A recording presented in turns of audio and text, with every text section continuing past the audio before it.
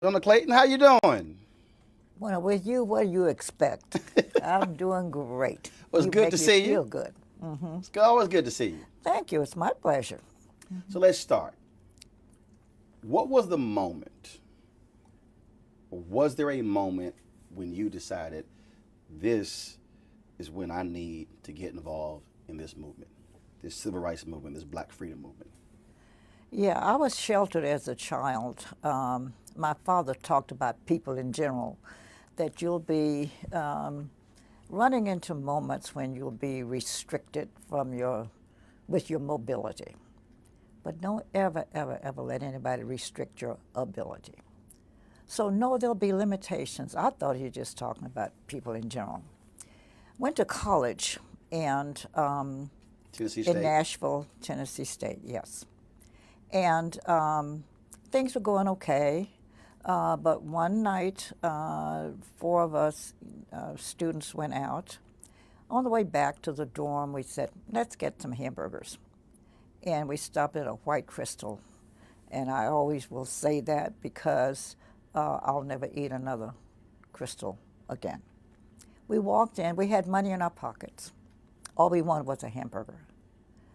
The guy was by himself. I don't know his owner, manager, whom, it didn't matter. But he said he had a big butcher knife. And he used the N word, and I don't mind using it. I hope you don't Go right ahead. object. He said, if you niggers don't get out of here, I'm going to cut your heads off. You know you don't belong in here, so get out. Well, of course we did, but the pain was inside of you. It still is today. Because he said two things that bothered me to this day is you don't belong here. I've felt that piercing word many, many times, belonging. What prevents me from belonging? I realized after, I knew what was going on, put it off. I wasn't completely naive, but the reality hit. I knew that I was black in America, and there's nothing I could do to pretend like I wasn't.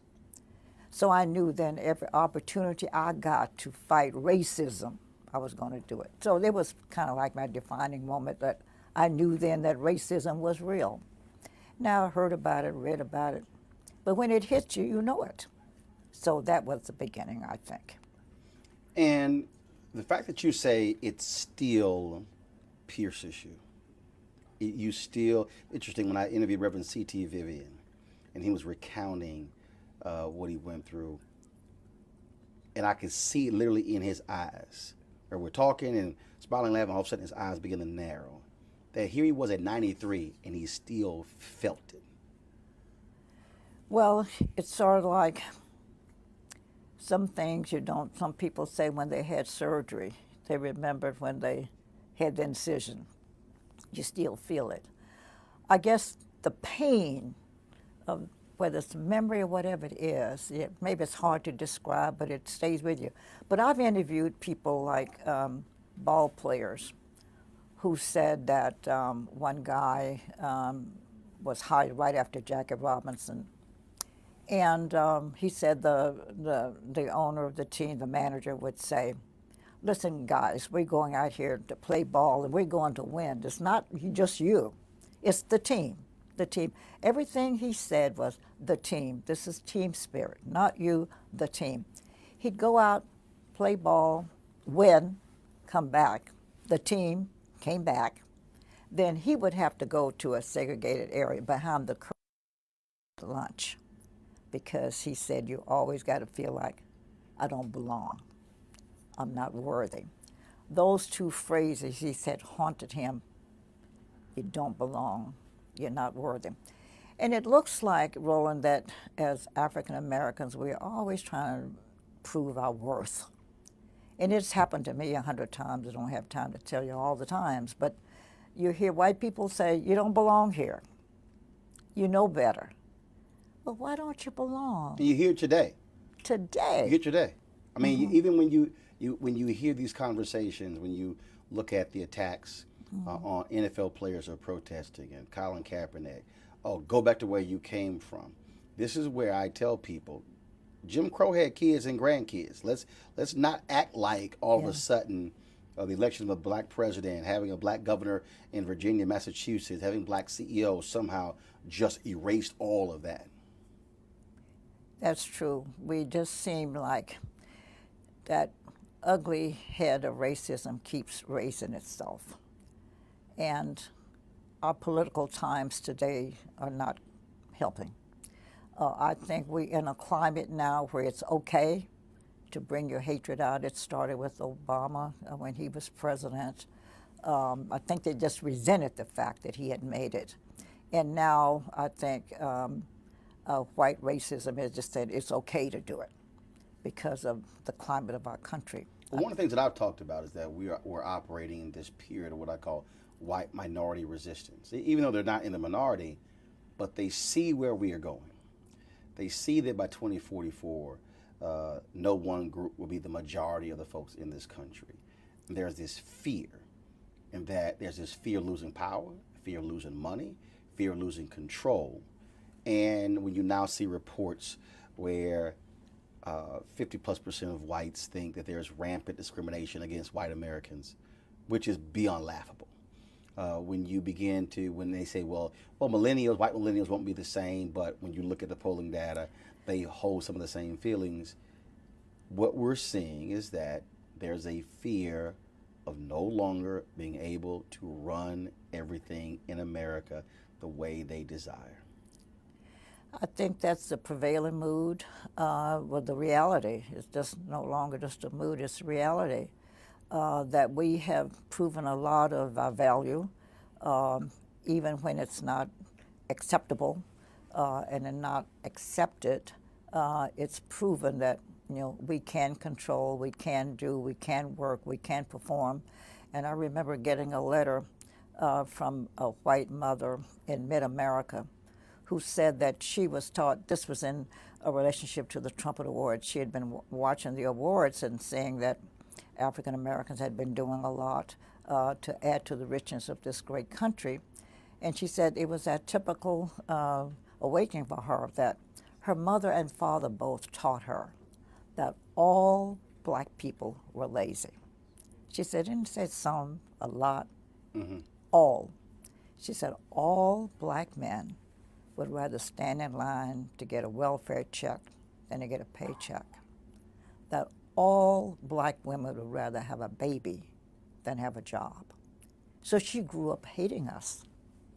And it wasn't until she just kind of latched onto the viewing of the Trumpet Awards and saw the contributions we were making that her notion now was changing. She said we piqued her interest. And she started going to the libraries, trying to learn more, and found out that her parents had not told her the truth. That she now had two girls. One was 3 and one was 5. And she did not want them to grow up in the same ignorance she did, so sent us the tape for the Trumpet Awards. And that was what she was calling about. That notion is not widespread. I think there are people who still feel that way about African Americans. But the reality is the picture is a lot different from what people perceive us to be. We're doing things now, running and governing and performing and doing well. And it doesn't set well to those who want to believe otherwise. But the key thing you said there was, this was a woman who was in middle America. We call it flyover country. We saw after the election of Trump, all these people said, oh, we've got, these people are frustrated, they're losing opportunities, and we've got to really understand them. And every time I would hear working class, that's who they would be talking about. And I kept saying on television, wait a minute, hold up. They ain't the only people working. Let's stop acting like they are. And the reality is, in a lot of these places, it's 90, 95, 98% white. They don't know any of us. They don't see us. And so they have these perceptions. They listen to conservative talk radio all day. They watch Fox News all day, which further amplifies that point of view. Of course. And then all of a sudden, you get a Trump. And then people begin to say, well, yeah, we got to listen to their fears. And I'm going, if y'all broke, I can show you some folks in the inner city broke. You think you got bad schools? I can show you some bad schools. But in many ways, they're voting against their own interest, and then somehow saying, well, it's our fault. Well, I think it's always easier to transfer the blame and the critiquing to the other group. It's easier that way because it takes it off from you. I think that really wish Martin Luther King was still here today. His strong teachings of love and understanding, and he used to say all the time, we can live together. We can respect each other. And his notion always was that he didn't think that all white people hated us because they loved to hate. He said so many of them perhaps would not hate us if they knew who we were. And I think that's where we've been derelict in our history and in our schools, not showing the contributions that we've been making. We've been contributing, and yet you've got a segment of the population that you don't belong here. Before SCLC, you worked with the National Urban League. Yes. Talk about that, and also you going undercover? Yes. Well, what happened is I felt like, I was really doing a lawman's job, but it was really a job of enjoyment, really. Because what had happened in Chicago at the time, and this was, I'm talking like the 50s, they had good business people, companies, and I'll just name a few. It doesn't matter to me. I hope I won't hurt you. It's all good. Marshall Field was a big conglomerate. I mean, little girls grew up saying, one of these days I'm going to Marshall Fields and get a pretty dress, Marshall Fields was big, and Spiegel's was a mail order, and Montgomery Ward were mail order giants. And so they were good guys in terms of like contributing with the NAACP dinner. Mm-hmm. They'd buy tickets, but they wouldn't hire people. So the Urban League said, well, let's see if they really are good as they pretend to be. And so what they started was a program to see when the want ads come out, like, did Marshall Fields have some openings? If so, then I would go, and we were always stationed in position about 5 minutes away from Marshall Fields' office.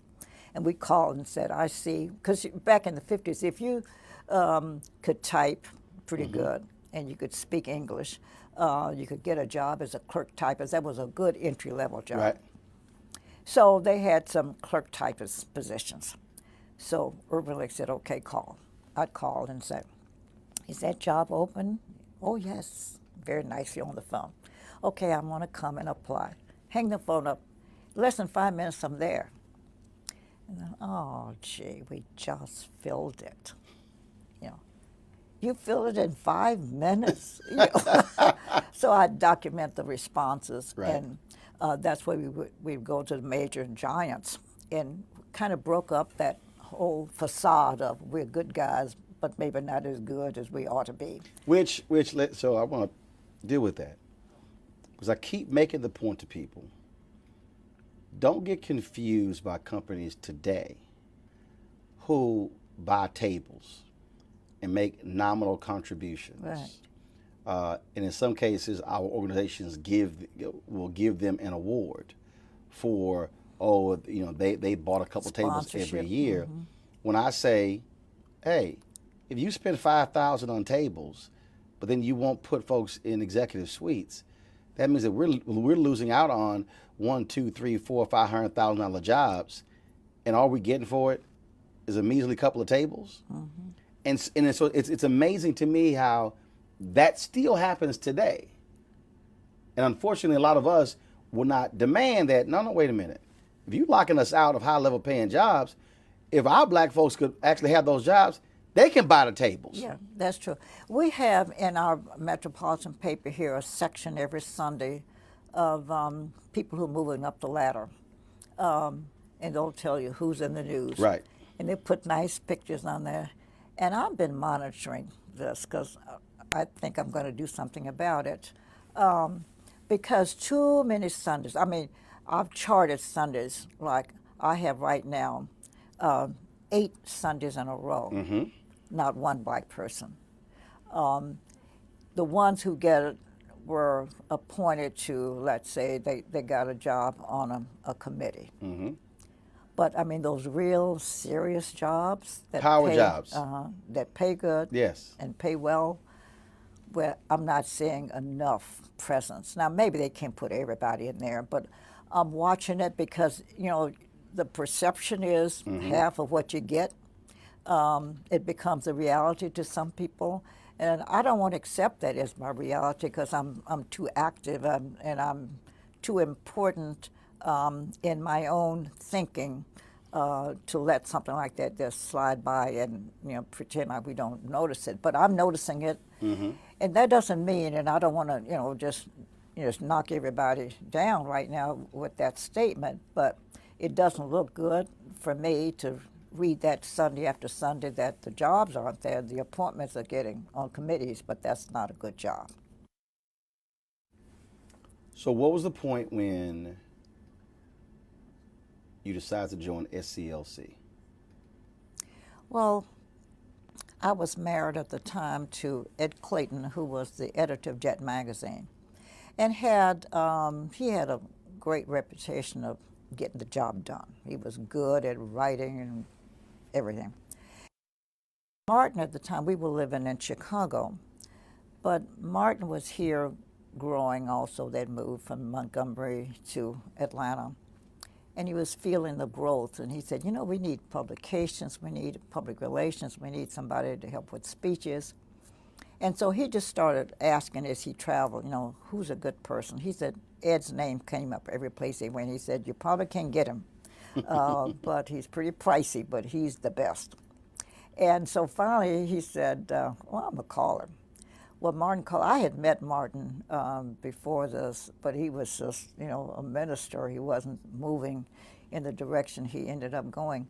But he called Ed and asked him, would he come down and give a look and see? And he said, but you don't have any money? He said, no, we don't have any money. Oh, you got the wrong guy. He said, And so you probably was saying the same thing, like, Yeah. we're not working for yeah, free. right. Yeah, right. And so fortunately, my husband made a good salary because Mr. Johnson, who owned Ebony and Jet and so forth, you know, believed in paying decent salaries. He didn't want his people to run to New York Times and looking for better pay. So he paid good pay, good wages, and so we were living pretty comfortably. So he asked Ed to come.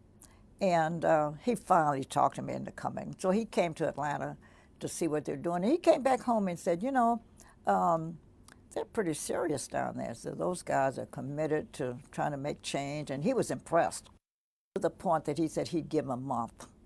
And so he came down here for a month, and then Martin wouldn't let him go.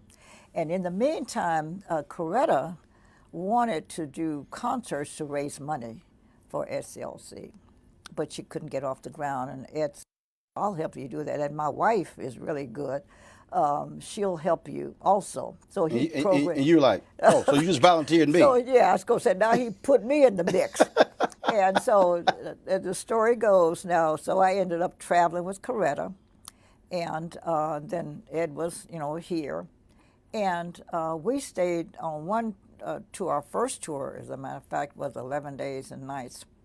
And she said that's enough to convince her that a woman can sleep together, eat together, and get along comfortably for 11 days. It must be okay. So she kind of liked me, and Martin is liking Ed, and they put the pinch to us to move to Atlanta.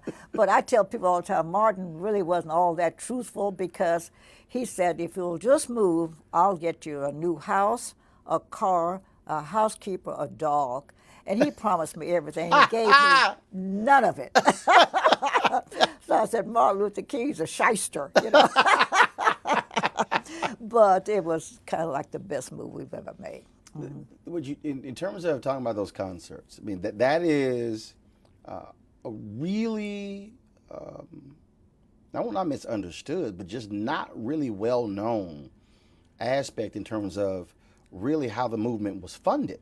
Because people talk about, well, you know, he gave speeches and he gave the money back and lived a very, very modest lifestyle. But those concerts helped pay for the SCLC, helped pay salaries. Oh, they were very successful, and she, the nation now is beginning to embrace Martin Luther King. He was getting bigger all the time, and so when she would come on the scene, I mean, she's the wife of Martin Luther King, so they didn't get him, but they got her. So the concerts were well attended, well attended. So she was a big hit, and they were feeling like they were touching Martin Luther King, and so it really was a good move for her. And so the two of you became very close. Yes. It had to have been difficult to be. I mean, look, he was young, but she was a young woman. Yeah. They get married, and goodness, he's rarely there. I mean, the books that I've read, I tell people all the time, and when you start looking at gone 18, 20, 22, 24, 26 days out of the month, you're seeing your spouse 2, 3, if you're lucky, 4 days in a month.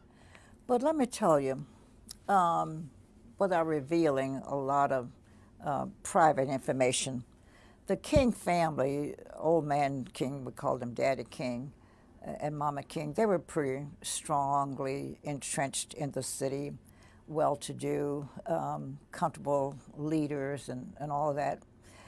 They had picked a girl for Martin to marry. He was off at Boston, and Coretta had gone to the conservatory, so they were both in Boston at the time. And Martin knew that the girl here was handpicked by the family, and he liked her. It was a very prominent family. And that was the person that they wanted for Martin. And Martin was going in that direction till he met Coretta. And I can tell you this, Roland, today, and looking back, and the other woman's a very fine person, and she ended up, marrying well. But he chose the right person. Coretta was a woman who was wed to the cause. She not only married him, but she married his mission. And so she accepted his absences. She was so organized. Like when we were on the road, she'd call back home to her housekeeping staff and say, Dexter has reading lessons at 2, and Bernice has to go here, and Yolanda has to go there. Be sure they keep their appointments and somebody get them there. She was running the house from afar. Now, Dr. King didn't like for her to travel that much, and she didn't travel as much as she wanted to, but he said one of us has to stay home with these children. So he was very strongly committed to somebody being there. But she didn't stay away long, and she would plan her absences more when she knew he was going to be home. But it worked out very well, but she was committed to that cause. His cause became hers, and she kept it to her end, his end and her end. You talk about being married to the movement. When I was talking to Merle Evers Williams, she at Dick Gregory's funeral, she said the public really doesn't know this just really unique relationship that existed between her, Coretta Scott King, and Betty Shabazz. And she was just talking, and she was just saying, if folks have no idea, we would get a call and be like, look, I'm sick of this. I'm leaving him. She said, we've been on the phone going, no, you're not. Mm-hmm. Just go ahead, just blow your steam off. And she was just saying how it was just that the three of them shared something that other people had no idea about. And then when you begin to talk about the other folks in the movement, whether it was Andrew Young, whether it was Hosea Williams, whether it was, you go down the line, the spouses literally were in this thing together. It became their lives. Exactly. It wasn't just a job. And they all wore it so well. I knew them all. And they wore the mantle of leadership in the absence of their husbands so well. And I have nothing but admiration and respect for all of them, because they all had families, 3 and 4 children to the family. And they carried on extraordinarily well. When you were working there and you're in the middle of this, did you ever say, we really are changing the world? Or was it just, we're just going through it day by day? Oh no, you knew you were making change. I remember, and you told me how you just interviewed Reverend C.T. Vivian. I remember so well how he was on the steps of the courthouse, he and some other people, pleading to come in just to register to vote, just to register to vote. And he was beaten severely, and the blood, and I see that footage sometimes. I said we ought to play it every election. The blood running down his face, just trying to register. And then we fast forward, and we get a voting rights bill, the right to vote. Now, what bothers me in all of that is that, you know, I still hear people say, it looks like rain. I heard it may rain, so I may not go. Oh. And so I just, I'm telling you, I just shiver in my boots. And this year just really blew my whole mind. I had no idea that this year, I thought we were doing better each year when I found out that this election, this last major national election, that we had one of the lowest turnouts we've had in many a moon. In 20 years. Black turnout. I couldn't believe it. Lowest in 2 decades. I couldn't believe it. I don't know how anybody could stay in bed on election day. But I said, if they see the footage of Reverend C.T. Vivian and the people who helped get us to this point now where you can go. So it didn't matter whether it rained or not. You didn't have no place to go, so you didn't have to get up. And now you can't even get up now because you can. It bothers me greatly. People don't vote. But the changes were so apparent. You know, I felt every change.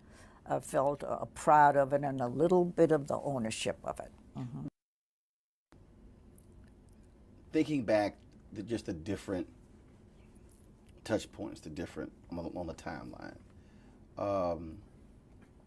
Which one of those moments really jumps out at you? Was it a bill? Was it a march? Was it a speech? Was it a death? Was it where you think back and you go, man, I was a part of that? No, there was not one. I go back to each moment and relive it. While the description of the moment would vary, the pain, the suffering, the pride, the joy, the angst, all of those moods are the same. I remember going to Jackson, Mississippi, just for a convention, and one of my many jobs was to pick up those special guests who were coming in. And I went to the airport, and there was Mrs. Parks, who didn't have anybody to pick her up because, you know, these were chauvinistic days also, so women were second. And I said, oh, Mrs. Parks, I didn't have, you know, any information to pick her up. I didn't know she's on that flight. And I said, listen, I have to pick you up, so you just wait right here. I'm coming to pick somebody else up. So while we were waiting, she said, you know, I didn't bring the right clothing. You know, I get kind of cold in these air-conditioned environments, so you think you could find me a wrap? And I said, oh, of course. I said, there's a store right a block from the hotel where we're staying, and I'll go there and get your wrap. As soon as we get in, I'll go get you something. And sure enough, I did. I went to the store, had money in my pocket, and found a nice wrap I thought would serve her purpose. Saw the lady, the waitress, I mean, not the clerk. She was busy, and I thought she was just busy with the display shelf. And I thought she saw me because I was the only person there, but she didn't stop. And finally I said, Miss, try to get her attention. She looked around, didn't stop. So I said, Miss, I'm ready for my purchase. And she said, you know, you people make me sick.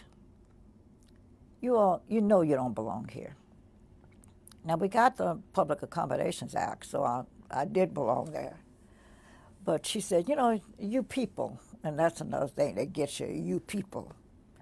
I said, Miss, I have money to pay for this item, and I'd like to pay for it.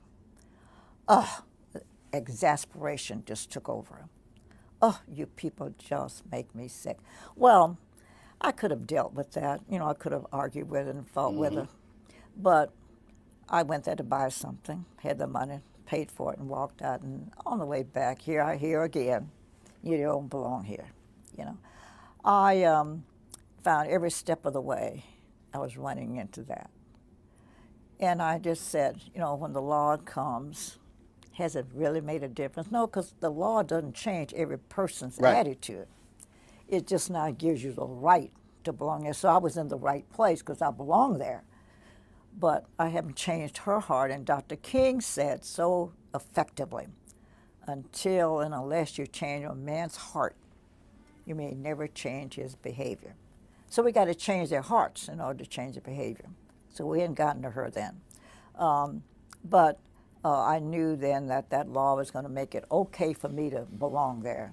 I may not be treated right, but I belong there. Was there any point for you where you were scared, this is over for me? Not really. Because I was looking for a home. Mahalia Jackson, who was very famous, gospel singer, well known, wanted to buy another house she owned. She wasn't moving, she just wanted another house. Saw this house, and so she told me in my movements would I look for something for her. Well, I was in California, just the house that I knew she would like, and had a sign out front for sale. And I just went up and rang the doorbell and asked the man the silly question like, is the house for sale? Guess he said, can you read? But it was a kind of an odd everything because, yes, I could read, and it did say for sale, and he said it wasn't sale, he had just sold it, you know. Well, I said, well, why don't you move the sign? Well, now you're going to have an argument, and then you've got a fight on your hands. You keep going every day. It's not over yet, Roland. Even today, we got the laws, and I was there when a lot of them were passed. I've seen them and worked through it and fought through it and helped ownership of some of the legislation. But we haven't changed everybody's heart yet, so I still run into it. And so there's not a moment when You saw up close the personal toll it took. It was a lot for civil rights leaders to have to carry. How did they deal with just all of that? Laughter, music, camaraderie. Was it, even in those cases, still that private pain when you read books and you hear them talk about Dr. King and depression? I just finished reading Nick Cott's book on Judgment Days, and he wrote about him and LBJ, these two iconic figures, and what they personally battled. I've talked to others, and they talked about for many of them, there were lonely moments as well. These are folks who were in their 20s, who were changing the world. That's a lot to bear. well, but you know, I was very close to Dr. King. I used to hear he just loved President Johnson. They had a nice love affair up to a certain point. But Martin, and I can call him that, you know, I know this is a public program, but I feel a kinship to him because we had a close relationship. But he was a composite of all that. He had some moments that were lonely. Every week on a Tuesday morning, he took time off. He had a location that was secret, and he would go there and just get in his pajamas and stay all day and commune with nature and commiserate about, what he's planning to do, would like to do. But he did it alone. He was there all day. And the only time we would intrude is like he would call and ask me to, say, bring him some lunch. Or he had some papers that had to be signed. We'd take them to him, but didn't bother him on those personal days. He was gathering his thoughts and just communing. And yet, I saw a different kind of lonely, and that he was alone. He wasn't lonely. He was alone on those prescribed dates. But I saw him near the end of his life. He died a very depressed man because he had made that speech about Vietnam. April 4th, 1967, Yes, Riverside exactly, Church, Beyond exactly. Vietnam. And it seemed like his world shut down. People stopped giving. Even his friends who you could count on for money just dried up. Black folks. Oh, yes. Approval and numbers he low. Said, I think he couldn't get a handle on it. He just said, I can understand your enemies not supporting you. They don't believe in you anyway. But your friends? He said, I thought everybody who knew me knew that I couldn't cope with war. There is no victory in war, he used to say. And when he saw those children on the TV in Vietnam, he said, now I've got to speak. Children being bombed with that napalm stuff. He said, I've got to do something. And he then spoke out and lost everybody. And it really, really bothered him to the very end. And if you remember reading, on his last birthday, he was here in Atlanta, and they were having a meeting over at Ebenezer Church planning a strategy for the next movement. And there was a film crew here to just follow him, doing a documentary on him for Italy television.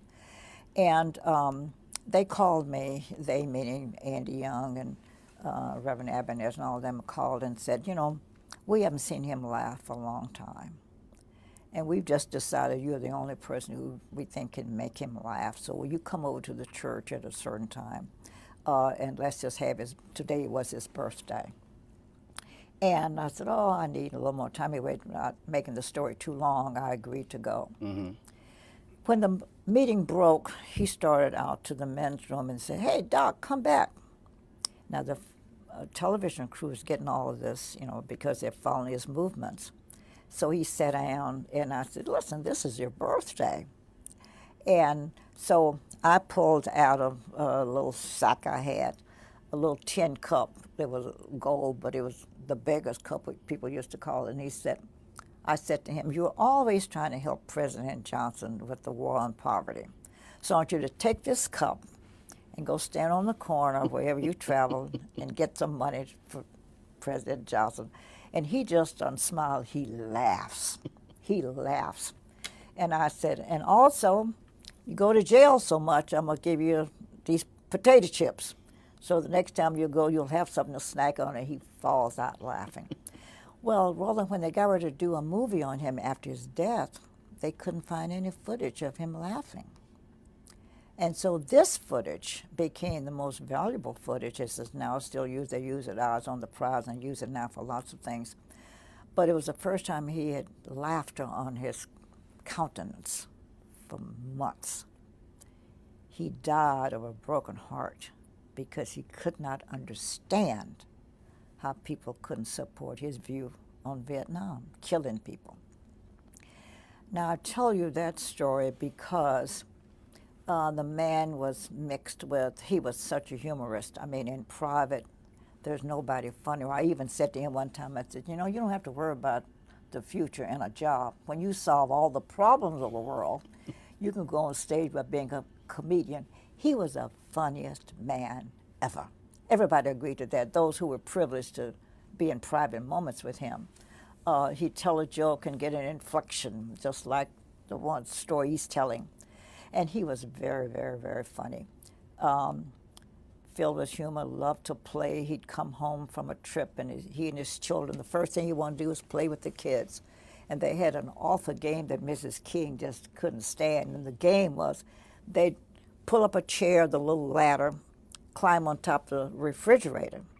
And then the game goes, Martin's on the floor, and they're leaping into his arms. Now, that's real faith that your dad's going to catch you. And they had a kiss spot. You know, with 4 children, everybody had a spot. And he would catch the kid and then kiss him, and always he'd kiss the wrong spot. Daddy, no, Daddy, that's the wrong spot. Oh, and then they'd have a fight over the wrong spot. And they would just fill the kitchen with laughter. Mrs. King didn't like her. She figured they were going to kill themselves. But I saw in that picture faith in their father, faith that they could leap down and he would catch them. Having the father in the house, playing the game, getting the kiss spots, that was more pleasure for him than it was for them. It was pleasure for all. So to see him in the years that he lived, filled with the laughter, and then see him go out of the world with the sadness bothers me. You mentioned that last year. Again, I've watched numerous documentaries, read numerous books. And I tell people, I don't care what anyone tells me, there is no coincidence that he dies on April 4th, 1968. A year to the day. There was something. After giving that speech. He was troubled for a few years over Vietnam. Diane Nash, James Bevel, and others were pushing him on it. Did he ever talk with you, or when you listen to the debates back and forth, as he struggled with that issue?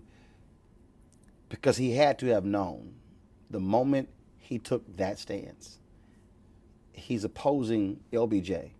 He's opposing, he's laying it all on the line once he says, enough is enough with this war. Well, I had a chance to be around him, kind of know his thinking. And so I'll go out on the limb by saying I think he did, because he reached points in his life where, well, whatever I lose, I lose. I've got to take the stand. He was willing to take the stand that he felt was the right position on an issue, regardless.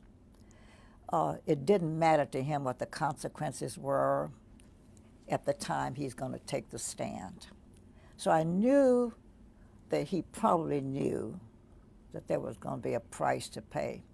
I don't think he knew the extent the price was. I don't think he knew that everybody was going to turn against him. And he takes this stance, and his wife has no choice but to go along with it. And his decision has a direct impact on her and their children. Oh, yeah. Because he put it all on the line. Well, but he told her, and see, I drove him to the airport to go to Memphis, but he said to me that he felt like the country was at a point now where it was not ready for change. That all the change we've made is about all we're going to get. And so when he comes back from Memphis, he said, when I come back from this trip, Coretta and I are going to take a year off to go to India again. We got to retool. That wasn't his language. But he said, we've got to start again. Now, what was the problem with that is that SCLC was already in the planning stages for the Poor People's Campaign. Poor People's Campaign. His idea. Mm-hmm. But he told me he wasn't going to go. He was going to abandon the idea. He was leaving when he came back. He was going to India. Now, there are those who differ. I don't say that a lot. As a matter of fact, I'm taking a stand now to tell you this on television, because I didn't express that to everybody because I saw it wasn't well received. But that's the truth. And so I'm telling you now the truth. The planners of the march didn't want to hear it because there was, you got to have some movement after he's no longer here. You got to have some action-filled programmatic thrust. Otherwise, you're going to die. So that was a bold statement, but he told it to me. Now, I have no way of knowing whether he really meant it. I believe he meant it because he didn't joke a lot about his plans. I think he meant it. He said, the country now is not right for what we're doing, and I've got to make a switch. You dropped him off at the airport, and he gets out. As you think back, have you, I'm sure you have you just went back and just played every part of that? What he had on, what he said, last look, all of those things. Because that was the last time you saw him alive. Yeah. But let me tell you what happened. The day before, I was at their home. Mrs. King was convalescing from recent illness, and she was there. Mother-in-law, well, Martin's mother was there, Martin and I. After dinner, we were playing the piano. He's a great singer, and I played the piano. He said, I bet you didn't know I could sing. I said, well, I heard you could. No, I didn't know you could. He said, well, I know you can play, so sit down at the piano. You majored in music in college? Yeah. So we had such fun. We were singing and, just having a great time. When we separated, the evening ended, I went home and told him I'd pick him up the next morning, whatever time established. But Mama King called me that night about 11:30, and she said, I know you're taking ML to the airport tomorrow, but tell him something for me. Said, just like that fun we had today, I'd like to have more days like that. I know I'm the mother and I have to understand he's busy, but you see to it and tell him I want him to plan more fun time for family hour. Will you do that for me? I said, of course. Well, I told him, I said, now your mother called me, and I told her she wants more of your time, and we're going to see that you do that. Well, guess what? About 3 or 4 o'clock Atlanta time, because Memphis was an hour behind us, he called her. Talked to her about an hour and a half. She said it never happened before. Could you take your mother for granted? He knew she was going to be there. She was supportive of her. The son loved him dearly. But he didn't bother to call her. But when I saw her that first time that night, because I went over to check on them, she said, listen, when this pain subsides a little bit, I'm going to tell you how much I appreciate what you did. Because he told me you told him what I said. And that prompted him to call, and they had a big laugh about, here's the call. And he knew, I think, because he called his brother. He'd never done that before. Called him on the phone, I understand, talked a good time with him. He did a lot of odd things. I talked to him, and he said to me, why does my room number sound so familiar to you? To me, he said. And I said, I don't know, because I don't know what room you're in, because we had switched hotels. And he said, it's 306. And I said, well, that's my house number. And I said, you've been here enough, so I guess you make it the relation. That all of these things were odd things that happened that day. April 4th. Uh-huh. It was early in the day. He called me. And then he called his mother, called his brother, and Andy said they were playing pillow throwing, whatever. After he came back from court, yeah, came in and they had played, a pillow fight. Yeah. And so he did a lot of things that day that were unusual, I understand. I wasn't there, I was here. But he did a lot of unusual things, Oh, I tell you something else that was most unusual. Coretta's favorite gift is red roses. And every birthday, her birthday's in April. April 27th is her birthday. Now he left on, was March, I guess, when he left Atlanta. Mm-hmm. He bought her some artificial flowers and left them in the library of the house. And he told her to go get the flowers. And no, he told the housekeeper to tell him when he leaves, go get those flowers out of the library. She was angry. He said, "Did you get those roses?" So she said, "Yes, but I'm mad about it." He said, "Why?" He said, "Because they're artificial." And guess what he said to her? "I didn't know whether I would be here on your birthday or not, but I wanted your roses to be here." Now, he died. That was April 4th. Well, that was April 3rd when he talked to her. Her birthday is April 27th. He said, "I don't know whether I will be there in person for your birthday, so, but here are your red roses." You know, she kept those roses a long time. 6:01 p.m., April 4th. Shots ring out. How do you find out? I was having dinner with the Grand Dragon of the Ku Klux Klan. And the maitre d' knew my relationship with the Kings, and she came over to the table and gave me a note. Well, we were talking. I was busy talking, and she said, "Did you hear about Dr. King?" I just folded up the note and kept talking.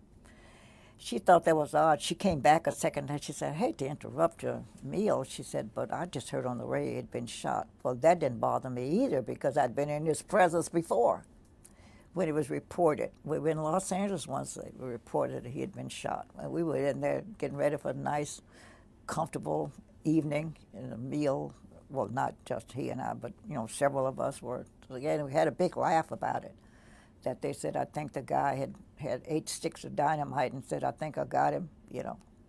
We saw it on TV. So I didn't think anything about it. I just talked to him earlier that day, and so he was all right then.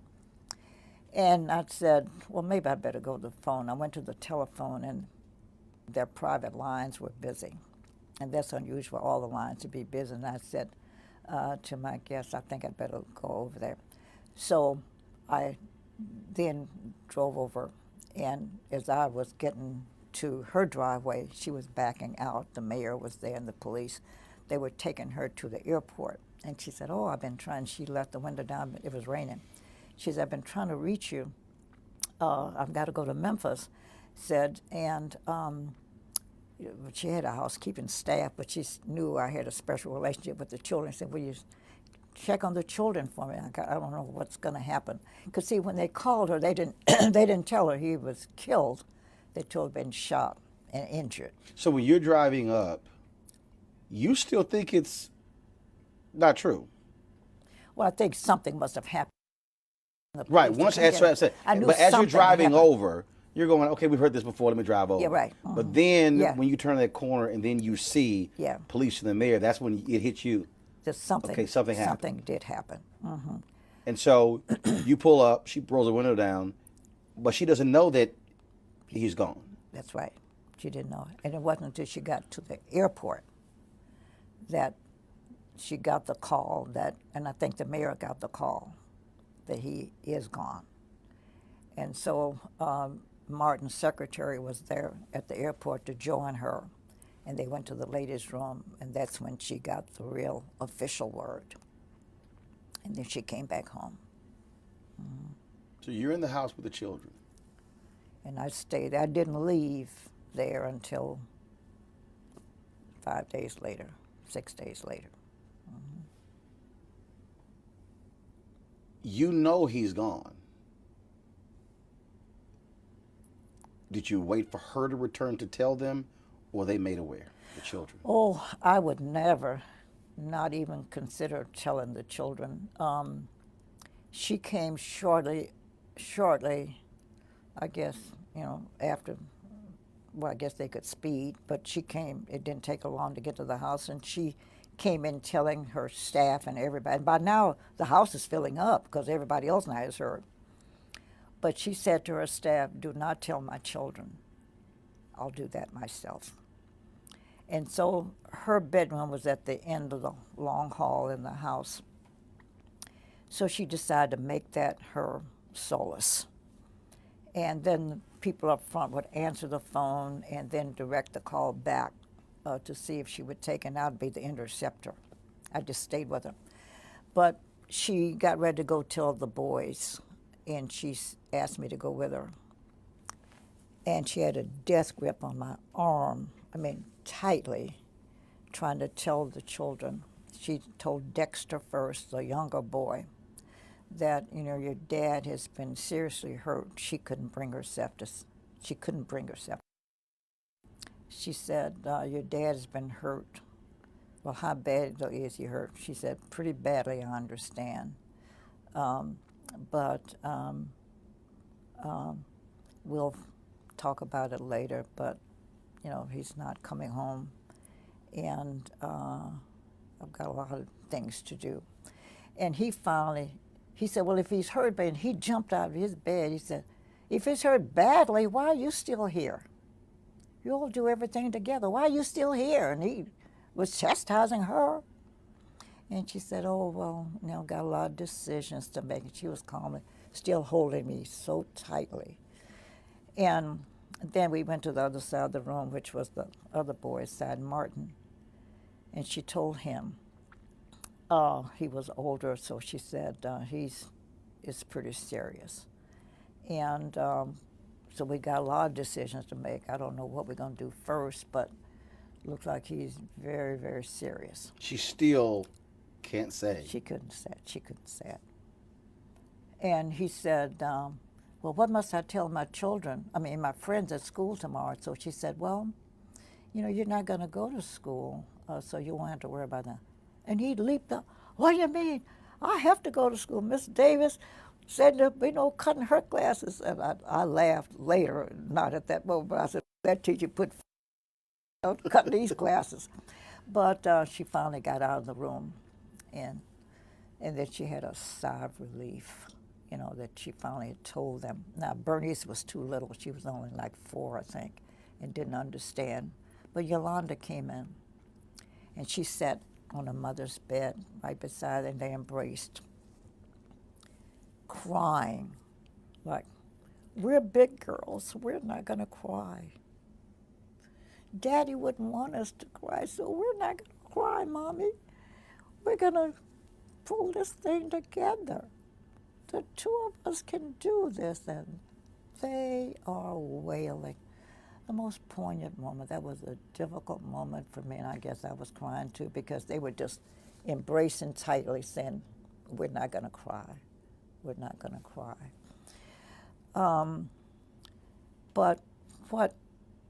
So they finally said, okay, we're gonna work this thing out. As the calls were coming in, assumed Mrs. King would want to talk to the president. And so, you know his voice, so I would take the call and said, okay, Mrs. King, this is President Johnson. But what was interesting, everybody had the same message. And it's the same one maybe you and I make, like someone dies, she said, if I can do anything, let me know. And meeting it, you know, anything you need me to do, let me know. If there's anything I can do. Mm-hmm. Everybody had the same message except one call. Kennedy, Robert Kennedy. His call was the one that was different. He said, Mrs. King, it's obvious now. When he called, it was, now see, in Atlanta it was about 5 or 6-ish, and people started calling.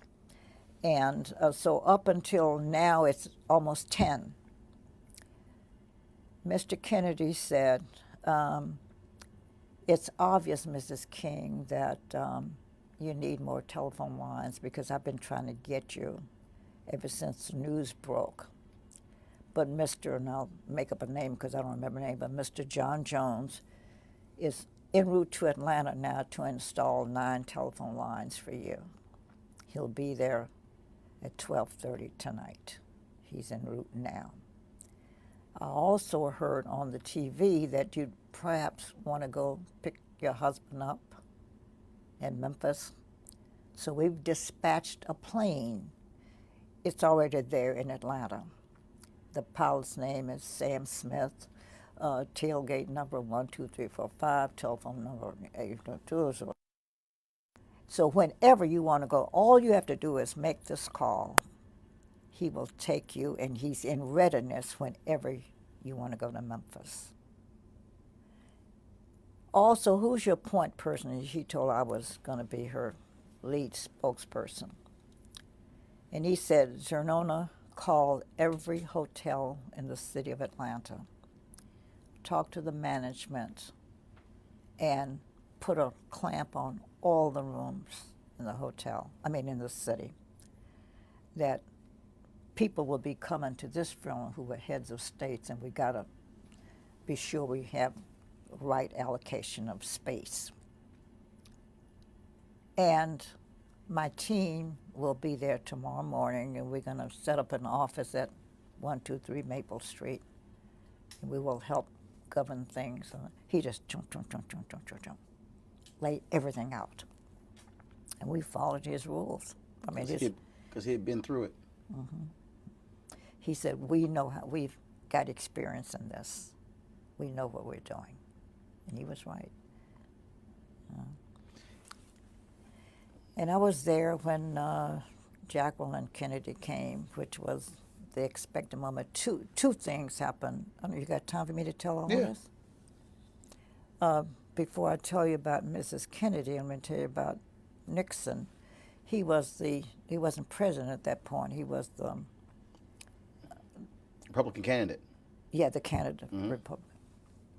He called our newspaper publisher and said, I know Dr. King's feelings on me, but do you think you could help arrange for me to come visit Mrs. King? My wife and I want to come make a call on her.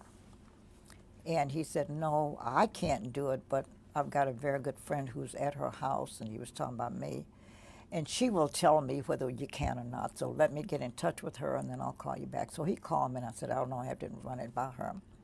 Well, when I told her that, in the house there were people who said, oh, no, Dr. King wouldn't want to see him, and so they talked to her, saying, no, why don't you say no? Well, I had her last ear, so I said, Mrs. King, this is not a time for politics. Why don't you let him come, but let's lay some ground rules. Mm-hmm. No entourages, no press, no nothing. Just come. If he's making a personal call, then he personally can call on her. So she bought my advice and agreed. Called Mr. McGill and told him and said we wanted him to come unannounced. And sure enough, he came. But guess what happened? He came up, and we knew what time. They told us all the way. He's at the airport now. He's on his way. So we knew when to expect him. And when he came here, I went to the door, the front of the house. He came in a beige, I don't know cars, but like also a Chevrolet, something like that. It wasn't a fancy, I don't want to offend anybody, but it was a small car. And I ushered him in. Well, he was by himself, but he said, Mrs. Nixon was coming, but he said that they got a call that one of the girls got sick and she had to rush to New York. He said, so he sat by her bed, that's where she received her gift. She said, on her bed, we had a chair, and he sat there face to face and told him he knew how Dr. King felt. He said, but this is not a political call. My wife and I were coming, and he went on to tell why she knew.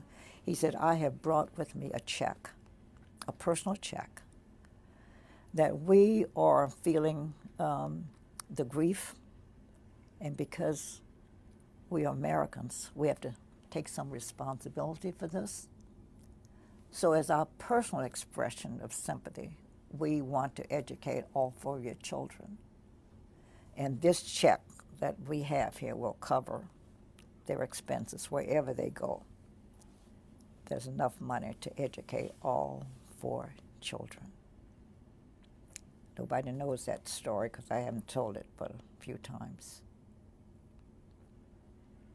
Then we were told that Mrs. Kennedy was coming, and then the day she was due, she said she couldn't make it. Then we got another call. She said now she does want to come.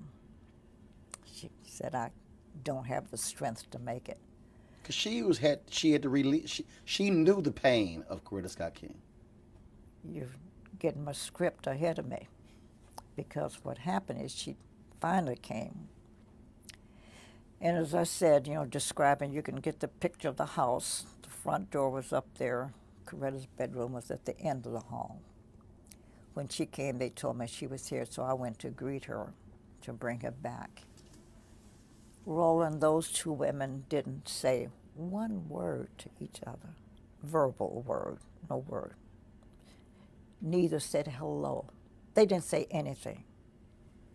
They embraced. That seemed like 20 minutes. Of course, it wasn't that long. But they embraced without a spoken word for an endless period of time. But you don't have to be smart to read their lips and their heart. The heart was saying, we know what you're feeling. You know, I know, we know. That was the most poignant moment, and it was the one time that I cried because I was feeling their language. It has to be hard for you because here you are. You go to the home. You're with the kids. She comes back. She asks you to be with her when she tells the children. You have to be her rock. Oh, yeah. So you can't grieve. You can't break down. You can't. You're taking the phone calls. You're doing. So how are you? Did you just sort of just go like Robert Kennedy? You just went right into work mode? Oh, yeah. Because I'm not even sure that I ever cried, come to think of it. I'm saying later, but I never got a chance to grieve. Because one of the things, when she was trying to decide whether she's going to go to Memphis, and then right away I said, oh, gee, she needs clothes, because I wanted her to look nice. She's going to be photographed wherever she goes. So the next morning now, we were up, well, the night went into morning. So by morning time, I told her I was going to go down and get some clothes. And I did. I went to a nice little shop downtown Atlanta that had nice clothing. And I told the man that I've come to pick some things for Mrs. King. I have no money. I wouldn't dare take time to ask her for a credit card, and I don't have any money, so will you trust me to pick what I think she wants, take it home, and if she likes them, we'll keep them, and I'll come back and pay. If not, I'll bring the clothing back. And he agreed to those terms. Well, I picked out a lot of stuff. Came home. As I was getting into the house, I had a man there who helped me because I had all these clothing. In the lobby, in the foyer of their home, were Belafonte and Stan Levinson. And Stan Levinson was the Jewish friend who'd been with him a long time. Very close advisor, Dr. King. Exactly. And said, what are you doing? I said, oh, I wanted to look nice, so I bought a lot of clothes. And I told them the story. I didn't have no money. And they said, well, we wanted to look nice, too, and we know you know what she would look good in. They both gave me a credit card. Said, here, we don't care what you buy. Buy what you think you want for her. Here are the cards to pay for them. So when I came home, when I saw her later on, after the people subsided, she looked at my stuff and liked everything I brought. And I said, oh, I go back empty-handed. So I said, and I told her the story. I had money. Because she said, to give me her credit card. I said, oh, no, I got 2 credit cards. I went back, and guess what? The owner of the store said, you got a balance here? I thought he had lost his mind. I'm the same one who just left you with all your clothes. And he said to me, I've come to pay for them. He said, listen, I'm a white man in America. And I have to take some of the responsibility of having the climate that created this. So the least I can do is cover the cost of the clothing. You have a zero balance, And I had also designed her headdress. And I had gone down to our department store, which was Macy's at the time. And we had a laugh because they asked me what time was I coming. And I said, well, I don't know. I was so busy. I don't have a schedule. I don't know. He said, well, it doesn't matter. We'll stay here till you get here. The store closes at 5. So if you're not here, I said, can you find the back door? And I laughed. I said, I'm black. I know where all the back doors are.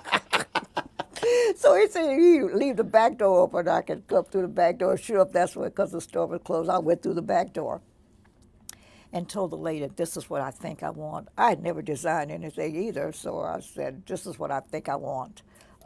And so the lady agreed to do it up. And I said, and don't stitch it, just kind of baste it. So, she's got to approve it, and she may not like it.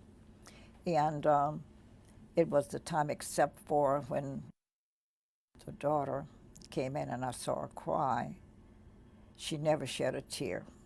That woman was just strong, making decisions and moving, never cried after that. But when she tried on the headdress, then she looked in the mirror. And I'm sure she's saying, now, this is what I'm wearing to my husband's funeral. And she broke down that time. But those were the only times she cried the whole time. In that whole long week, it was a week long. That was the week that was. I'll just call it that. They say rose in a fisted glove. Mm-hmm. When you went to the airport, you accompanied her to the airport to pick when his body was returned from? No. I didn't see the body until, let me tell you that story, because the day he was ready for viewing, because I've been doing a myriad of things, while they had announced that there was going to be a public viewing at 11 o'clock, at that moment we were at the church. Coretta had to make some final revisions to the program.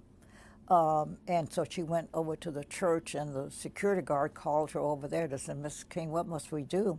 Said there are thousands of people lined up here to see the body.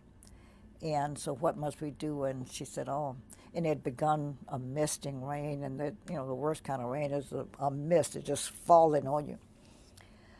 She was such a kind, considerate, compassionate woman. She said, oh, well, let him go on in. And I said, no, Coretta, you should see him first. And I said, the public will wait, but you need to see him first. And what good advice that was, because once we finished the church, we went over to view. And Harry Belafonte and his wife and I were the only non-family members. Everybody else, it's a large family. And I saw them when they came in. I stepped aside, and Coretta came down, and she had a faint response, like she was going to collapse. When I walked up to the bier, he looked awful. It looked as if someone had gone and just dug up a big glob of clay and slapped it upside his face. I was horrified. So I stepped over quietly to the mortician and said, sir, is there anything you can do to the side of his face? He crashly said, miss, his jaw was blown off. That's the best I could do. I was shocked. Loudly in the presence Coretta, of the all of them family? could hear. Oh, I was so angry with him. And I finally said, forget him. And I said, something has to be done, because he looked horrible. I mean, this big old glob of stuff. And so Coretta and I, they're sitting down. Oh. And I looked at Mama King, that's the mother, who's dark-skinned. And then I saw Belafonte's wife, who was white. And back in those years, women always carried loose powder. And I was hoping that they had some. And I said, Mama King, you got any powder? She said, oh, yeah. She gave me her powder, which was dark. Julie, do you have some? And she said, yes. Hers was white. So I took the two and stood over the casket, looking at Martin's face and making myself a little roux of a mixture. Belafonte came over, took his handkerchief, and put it around Martin's neck. And so I'm dabbing to see what I've got here, trying to match the other side of his face to get a balance to it. And I finally got it. And Coretta smiled. And so I'm brushing the excess off of Martin's face. And Belafonte and I never knew what happened to the handkerchief. It was his handkerchief he had taken out of his pocket. And the excess, we folded it up. But he was to stay there till midnight, and then we were moving him to the church for another viewing at 3 a.m. And so I did it again because the body oxidizes with air. And so I went and did it again. So I did it 3 times before the actual funeral. How did you maintain that level of composure in those days after? Well, I saw a need and I filled it. And I hear people describing me today. I think that's the way I am. You know, I didn't feel anything except I was glad I thought of that. I don't, I didn't have any experience, so I don't know why I did it. I can't give you all those answers like what made me do it. I don't know. That's the only thing I could think of. I knew I needed to do something. I couldn't have this. Martin is somebody we loved and we wanted him to look good. And incidentally, morticians from around the country, the National Association called me. The president of the National, Bob Miller from Chicago, very famous, said to me, "We are ready to come to Atlanta. All of us, if need be. We want him to look good. We want to come and process him. Can you get permission for us to come in?" And of course, I couldn't get permission because Daddy King was very loyal. This mortician had been a member of the church, and he didn't want him to deny him that opportunity. And I was sorry because the people who had real experience would have done a better job even than what I did. Mine was a makeshift stuff. They would have done him better from the beginning, And I remember that. But I didn't give it any thought. I didn't know what I was doing. There was no prerequisite for this. There was no book that tells you to do that, no recipe. I just did it, and it worked. Were you with her when Lerone Bennett came in and said, "Mrs. King, they're not going to let Ebony and Jet into the pool photography area to shoot the funeral"? And according to him, she said, "Send word. If Ebony is not allowed, no one will be allowed." That's right. Yes, I was. When you describe that, just because now we know without that, Monetta Sleet does not shoot that photo That's right. and does not become the first African American to ever win a Pulitzer Prize. That's right. Well, but you know what? It was not unusual. I've been with Coretta in so many circumstances. That was just Coretta. That didn't even seem like it was a difficult decision. We who are black believed in Johnson Publishing, Ebony and Jet, all that it represented. So I had something similar, with the trumpet wars. They're going to monitor the press. The black press couldn't come in. Oh, just no way could that happen. You just knew that would not happen. So it was easy for her to say, no way. Oh, yeah, they're coming in here. And so, but to know her, that was not atypical either. She would just make sure, and her senses were always sharp, always sharp. That funeral did not dull her senses. She knew everything that was going on. She described for you everybody was there. She could tell you everybody that came to that house. She could tell you everything. She was an unusual woman.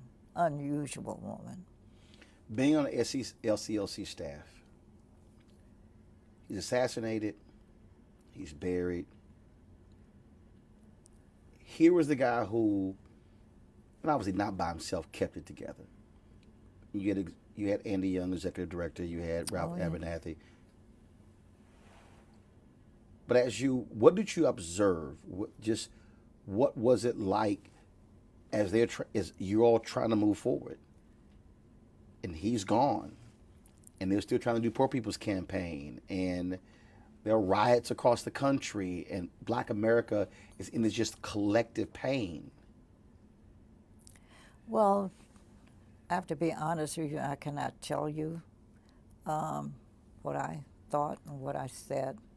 It would be crassless of me to do that, so I won't say. But those of us who were supporters and involved members of the community and those who cared about our future knew we were going to have some difficult days now without him. Because one of the things I even tell young people today, that Martin Luther King didn't do anything without a plan. Nothing.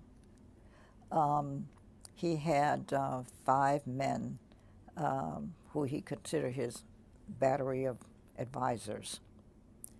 And he'd call them in to say, Who are those 5? Oh, I don't want to. Okay. I read enough to know 4 of them. But here's the thing. It's written someplace, so Yeah. I guess I could, but I don't want to. He would call them in. And these were people who didn't tell him what he liked to hear. What do you think? They'll say, this is what I think. And if you disagree with him, that just so be it. But that's why he picked them, because they would tell him what they thought he ought to do. And that's what he appreciated about them. But he would tell them at the end of every meeting, gentlemen, appreciate your time. But I'm going to mull over everything you've said, call all the thoughts. Then I will make a decision. May not be what you recommended, but I will make a decision. And I will stand by my decision, good, bad, or indifferent. That's what Martin was. If it failed, say, well, I made the wrong decision. But that man let you know all the time, I'm going to lead with a plan, and I got to pray about it, think about it, and then act on it. And so throughout his career, so when now I've got to put into context what he said to me at going to the airport. I'm not going. I don't feel that the country, because he felt that that Memphis thing was set up. He'd never had violence on the march. Right. So he said, this timing is not right.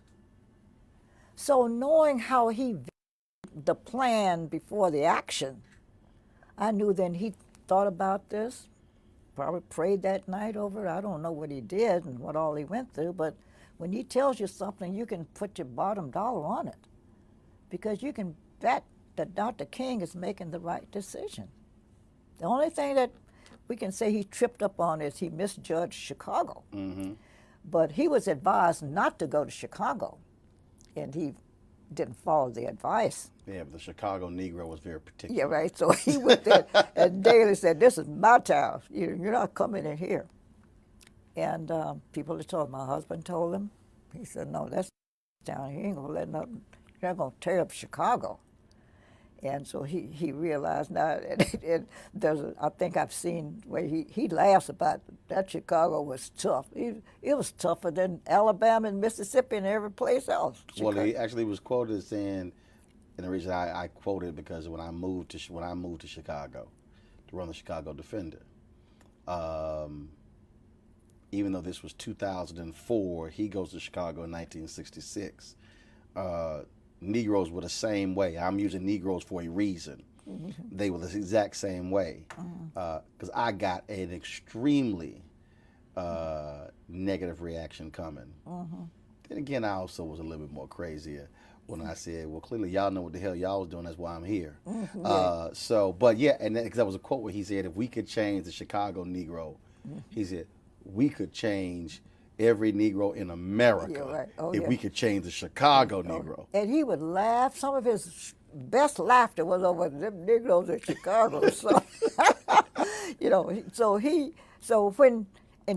didn't do. That was the only time when he really kind of messed up his movement there. But everything else, Martin Luther King thought and prayed and thought and prayed, and then he acted. A couple of more things for you. Becoming the first African American in the South with a primetime show. How'd that happen? I didn't ask for it. I was thrust upon it. Martin used to talk about all the time how he really appreciated the press. He said, when we talk about children trying to swim in the public pool and they throw lye in there to prevent it, or some dogs nipping at the rear ends, that means that them people are serious. And he said, the press dramatizes it. You weren't, this is not stories you make up. When the press moves in on them, they dramatize it and make it a fact that you got to believe. And so he used to say, you know, I believe in the press and the press, and he used to tell all the time, and they asked him to appear before the press club to tell them how wonderful they were. So he said, you know, they really help us a lot. I said, Martin, I don't happen to agree that the press is all that great. And my good friend was Ralph McGill, who was the publisher of the Atlanta Constitution. And Mr. McGill played funny games like this. He would accept an engagement, and then he'd back out and said, oh, I'm sorry, at the last minute I can't come, but I'll send my representative, and I'd be the representative. He said he liked the way I handle race relations, that he said I would teach a lesson without preaching a sermon, which I thought was a great compliment to me. You teach a lesson without preaching a sermon. So now this particular engagement Mr. McGill had was before religious press people. And so he sent me, I was a substitute. And I said, well, you know, Dr. King really praises members of the press. I mean, he loves the media. I don't happen to agree with him on this issue. And I said, and the reason I don't is, I said, I can't find any sensibility in this picture. Television station gets a word that they're denying some black kids or whatever the problem is over here. Got a shutout going on. They can't move here, they can't swim there. So now the white assignment editor gives the story to a white reporter who carries his white cameraman with him, and they go to the scene of the shutout. They get the footage and bring it back to a lily white processor, who gives it to a lily white writer, who gives it to a lily white editor, who gives it now to a lily white anchor. And they come on and said, oh, isn't this awful? And I said, I don't see the difference. It's shut out over here, it's shut out over there. And that was my speech. Well, Mr. McGill called me and said, what in the world did you say today? He said, the television stations called me and said, you embarrassed them today. And one station called me, and it was the CBS affiliate, and said, boy, you turned it on us today. But we'd like to take you to lunch. And I'll call Mr. McGill, listen, if I'm not back by 1:30, put out APB on me, because they're taking me somewhere, I don't know where. But guess what? They said they had not thought of that, the way I dramatized that picture. They felt guilty.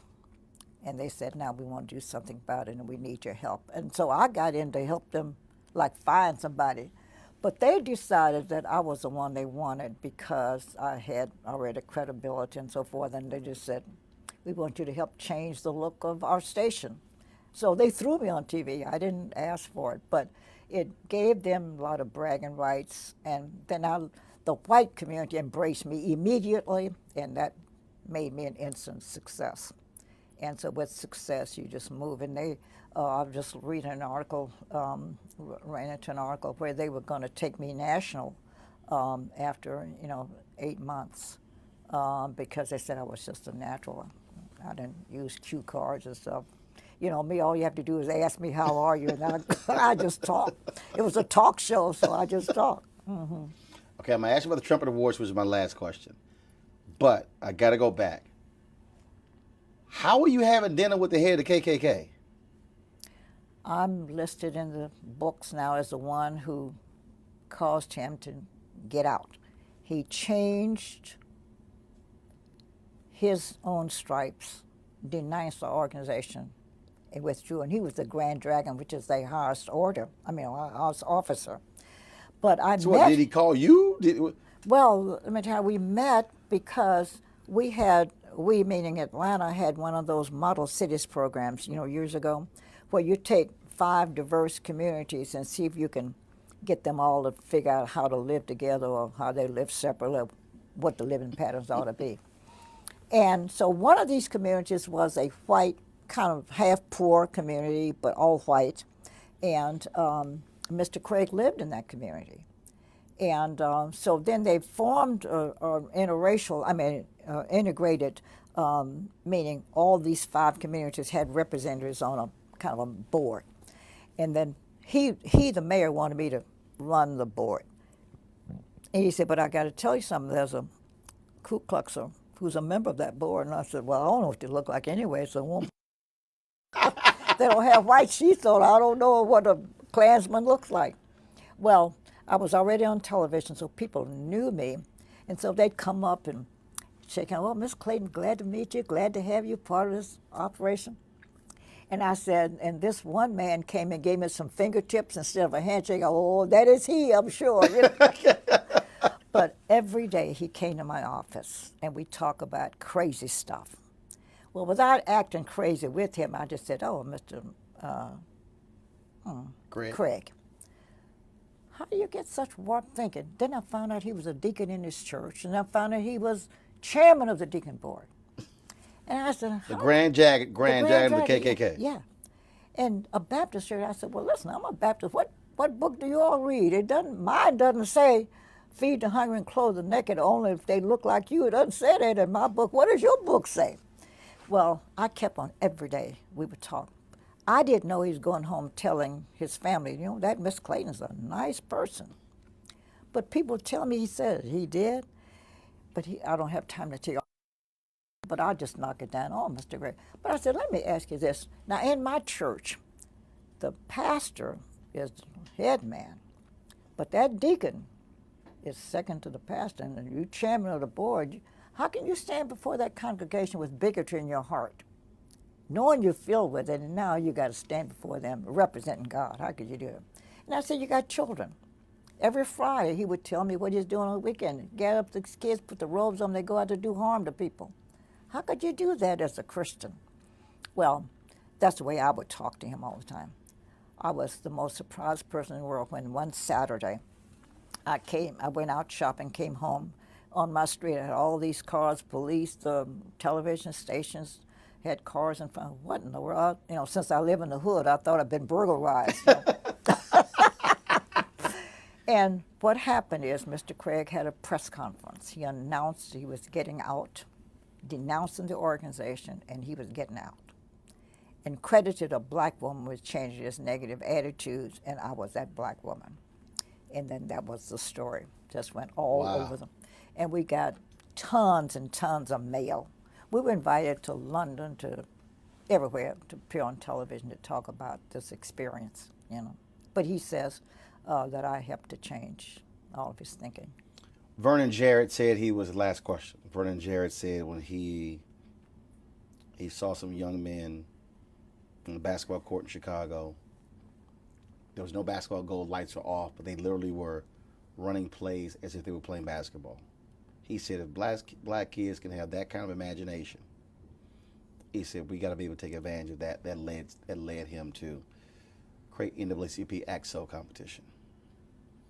What led you to say we got to have the Trumpet Awards? I was tired of seeing us on television acting like buffoons all the time. Never people would stand up and speak English. And I kept hearing in my ear and in my head ringing that Dr. King said he didn't think that all white people hated us, that if they knew us, you know, things would be different. And I said, you know what? They really don't know us.